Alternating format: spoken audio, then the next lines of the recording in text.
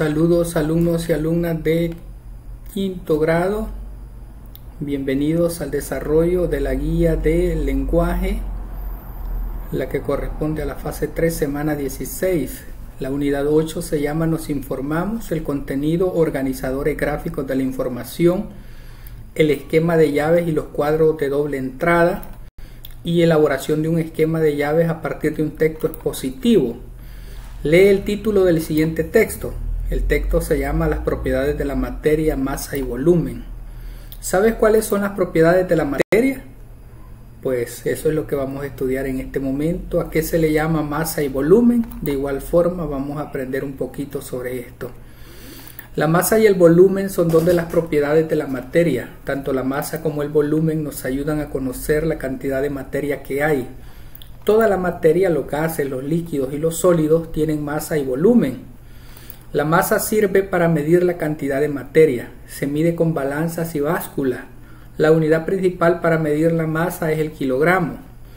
El volumen es la cantidad del lugar que ocupa la materia. Depende de la temperatura a la que esté la materia. El volumen se mide con recipientes con vasos medidores. La unidad principal del volumen es el litro. Responde en tu cuaderno. ¿Aprendiste algo nuevo con la lectura? Comenta qué aprendiste sobre las definiciones y características de masa y volumen. Veamos, vamos a disminuir el tamaño de esta imagen para que podamos ver mejor el contenido. Lo vamos a dejar por ahí. Bien, ¿cuál crees que es el propósito o la intención de un texto como este? Exponer información importante sobre este y otros términos. ¿Cuáles son las propiedades de la materia, la masa y el volumen? ¿A qué se le llama materia en el texto? Se le llama materia a los gases, líquidos y sólidos. Es decir, todo lo que ocupa un lugar en el espacio es materia. ¿Qué otros recipientes medidores de la materia conoces y cómo se utilizan? La masa se refiere a la cantidad de materia que contiene un cuerpo, lo cual puede medirse con el empleo de una balanza. Este instrumento expresa la masa en toneladas, kilogramos, libras, onzas, gramos, miligramos, etcétera, según sea el tipo de balanza utilizada y el tamaño del objeto a medir. Bien, vamos a las actividades de desarrollo. Actividad 2, lee lo siguiente. Al momento de leer un texto expositivo es importante identificar la información más relevante.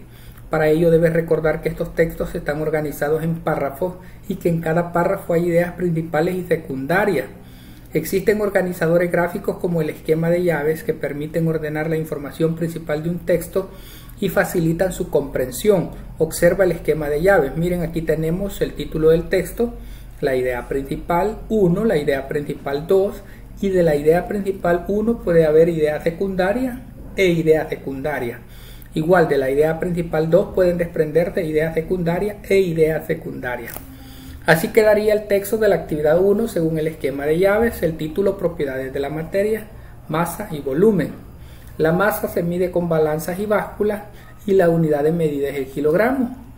El volumen se mide con recipientes como vasos medidores y su unidad de medida es el litro.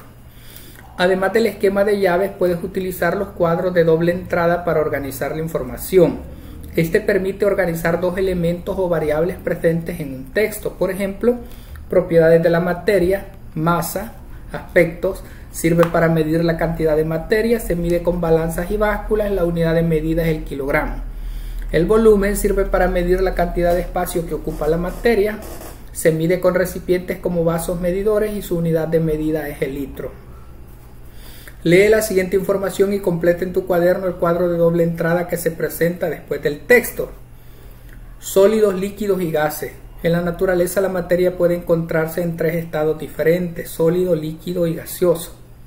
Algunos materiales se pueden encontrar en los tres estados como el agua. Otros materiales solo suelen encontrarse en uno de los estados como el oro.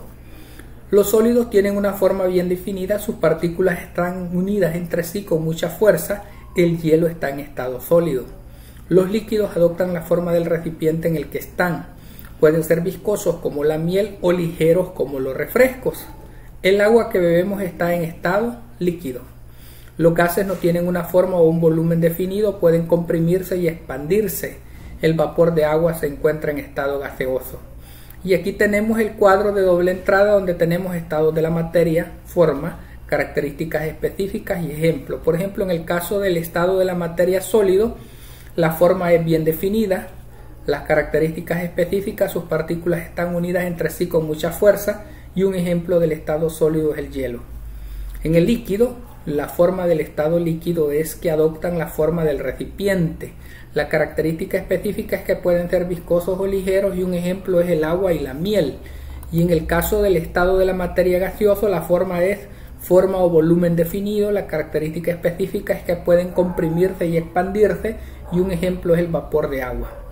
Vamos a la actividad 3, aplica lo aprendido. Lee el título del texto Pavo real indio y elabora en tu cuaderno un esquema de llaves con los conceptos o elementos más importantes.